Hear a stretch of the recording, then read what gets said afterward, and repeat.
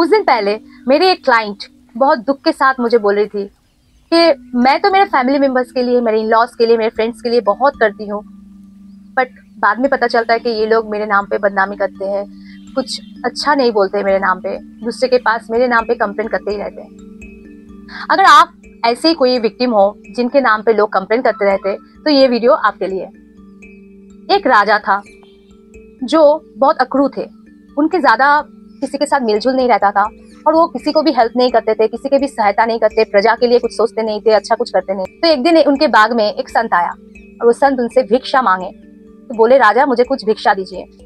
राजा ने बोला जाओ जाओ इधर से जाओ, मुझे कुछ भिक्षा आपको देना नहीं है, क्योंकि मैं किसी को देता नहीं हूँ और मुझे किसी का परवाह नहीं है। पर वो संत बहुत दुख के साथ बोले देखिए मैं किसी के पास भी जाता हूँ, कुछ भी भिक्षा मांगता हूँ तो मुझे कुछ ना कुछ मिलता ही है, तो आप कुछ ना कुछ मुझे दया करके दे दीजिए। तो राजा बोले नहीं भाई यहाँ से जाओ, मुझे कुछ नहीं देना है तुम्हें।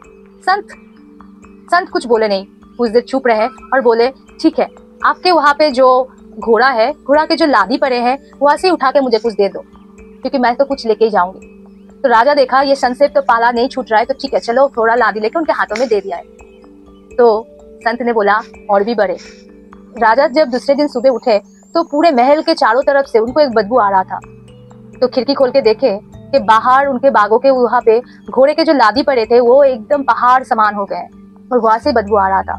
तो राजा को याद आया कि पिछले दिन जो उन्होंने संत को लादी दिए थे, संत ने बोला था और भी बढ़े, इसके वजह से ये बढ़ गए। तो राजा तुरंत उस संत के पास गए और बोले आपने ये क्या किया, आपने ये लादी को और भी बढ़ा दिया जिसके लिए मेरी तकलीफ हो रहा है, मुश्किल हो रहा है मुझे, इससे मुझे छुटकारा चाहिए, बोलिए क्या करे।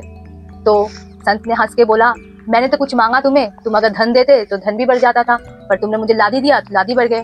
हाँ तो इस मुश्किल से छुटकारा पाने के लिए तुम्हें एक चीज करना है, पर क्या करना है और क्यों करना है वो तुम पूछोगे नहीं। राजा ने बोला ठीक है संत आप बोलो क्या करना है।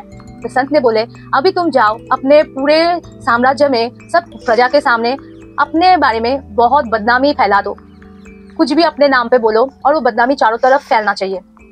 राजा बिना पूछे चले गए और वो सबको अपने बारे में जो बदनामी है, झूठ मूठ बहुत कुछ बोलने लगे।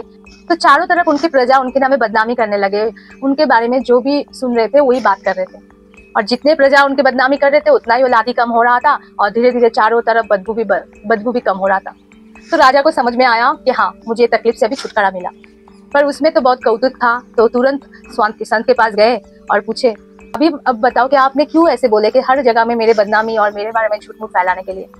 तो संत हंस के बोले तुमने जो बुरा काम किया और इस जन्म में भी जो बुरा काम कर रहे हो, किसी का सहायता नहीं कर रहे हो, किसी के दुख में शामिल नहीं हो रहे हो, किसी को हेल्प नहीं कर रहे हो, ये जो तुम्हारा कर्म है, इस कर्म को धोने के लिए वो प्रजा को मैंने बोला था बदनामी करने के लिए। वो लोग जितना बदनामी कर रहे थे उतना तुम्हारा बुराई कम हो रहा था, तुम्हारे जितने भी बुरे कर्म थे वो लोग धो रहे थे। इसीलिए दोस्तों हमेशा याद करना कि जो लोग भी आपकी बुराई कर रहे, जो लोग भी आपके बदनामी कर रहे, उनको धन्यवाद बोलो और उनको बोलो और भी करो, क्योंकि आपका बुरा काम, आपका प्रारब्ध वही लोग धो रहे हैं। तो नेक्स्ट टाइम से कभी मत बोलना कि कंप्लेन क्यों कर रहे, जितना लोग कंप्लेन करे उतना ही आपका अच्छा है।